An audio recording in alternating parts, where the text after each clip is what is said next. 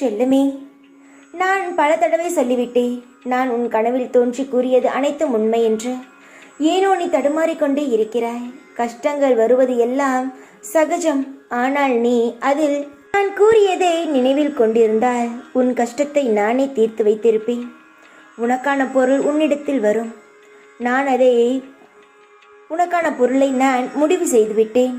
இனி யாராலும் அதை மாற்ற முடியாது. உன் கையில் வர தாமதமாகுமே தவிர நான் எழுதியதை யாராலும் மாற்றி எழுத முடியாது. என் பூஜையில் மட்டும் கவனத்தை செலுத்து. உன்னை சுற்றி உள்ள பிரச்சனைகளை நான் பார்த்து கொள்கிறேன். இனி வரும் காலம் உனக்கு வளர்ச்சியாக உயர்ந்து கொண்டே இருக்கும். நீ என் மீது நம்பிக்கை வைத்து செயல்படும் காரியங்கள் வெற்றி பெறும்.